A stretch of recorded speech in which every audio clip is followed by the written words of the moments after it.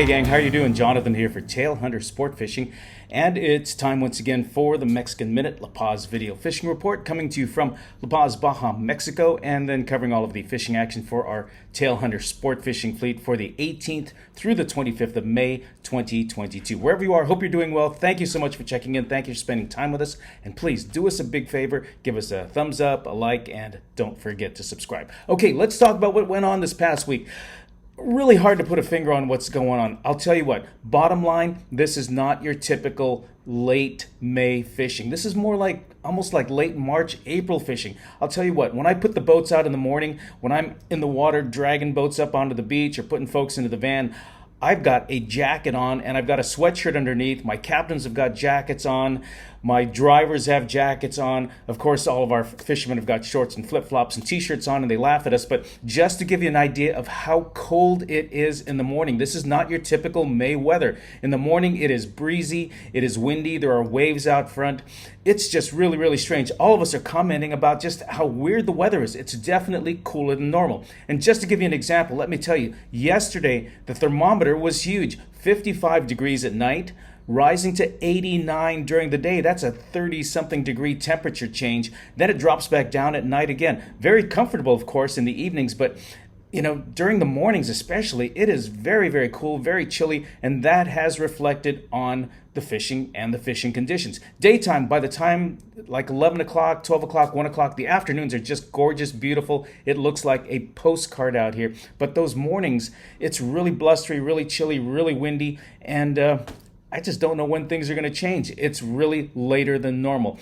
As far as the fishing, I won't kid you. It's tougher than normal, I guess I should say. That's not to say we're not catching fish. We are catching fish. Everybody who wants fish is catching fish. There is definitely a lot of action out there. But the variety of fish and the type of fish we're catching is just not typical of what we're getting normally during the year, during the later part of May. A lot of variety. Over here in the La Paz side, which is right behind me, we're still catching yellowtail. Normally, we're not a big yellowtail fishery, but I think this is the best yellowtail season we've ever had, and usually when we do have yellowtail, they're usually gone by April, maybe early May. We're still catching some hog yellowtail. Smaller ones, 10, 15 pounds, but some bigger ones, 30, 40 pounders are still out there, as well as their larger cousins, the amberjack. We're losing some larger amberjack that are maybe running 50, 60 pounds. We've seen them at color. We just haven't been able to put them in the boat. We know that things are going to change eventually. North of town here, where the waters are definitely a little bit warmer, the sargasso is starting to build up. What's sargasso? Sargasso are these big kelp patty-ish kind of things that start accumulating, and when the water gets warm, the bait holes under them, the flying fish start gathering under them, and that becomes an attraction for fish like the Dorado. But the Dorado need the warmer water, and once we get that temperature gradient to rise just a little bit, I think the waters are going to go crazy with Dorado. When that's going to happen, I don't know. We should be into Dorado right now, but we're not. We're still getting cooler water fish. The biggest indication of what kind of season we're having is over with our Las Arenas fleet. Now, the water is definitely cooler than normal over there. There's the occasional scattered Dorado that we pick up. We started getting a couple wahoo here and there, which is a good sign. We also got a couple tuna, some small little, football-sized fish. But for the overall catch, there's still that winter, spring kind of variety. We're catching pompano, we're catching those golden trevally, what we call palometos. There's pargo, there's cabria, there are jack crevalle, there's bonito, there's snapper, there are rainbow runners, there's smaller yellowtail. I think probably a dozen different species there, and that is more indicative of a springtime cooler water bite.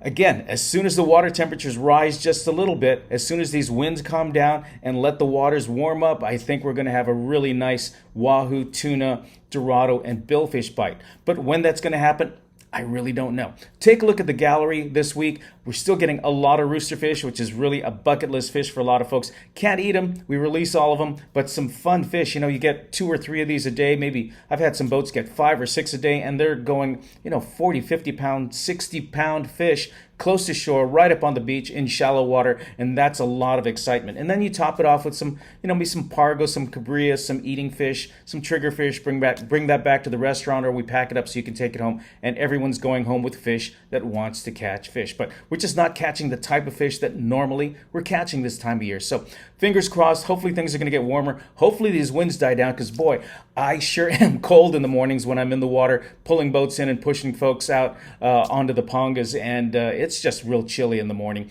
It's very comfortable overall. It's a nice time to be down here, but I sure would like it to get just a teeny bit warmer so we get some more of these Dorado, the marlins start biting, get more tuna and more wahoo. But that's going to be a quick wrap up on what's going on. Also, real quickly, by the way, if you've been having trouble getting your Mexican fishing licenses online, it's been crazy. That website has never worked really well to begin with, but for the last month and a half, it has not worked at all. You can try and try. You can put in all kinds of things in the little blanks there. It has not worked because the Mexican bank that supports the website that sells these fishing licenses online does not want to work with the Mexican government anymore. So it's taken a while for them to locate a new bank supporter, I guess you call that. That doesn't quite sound right, a bank supporter. But anyway, a backing bank. They finally have done it this past week.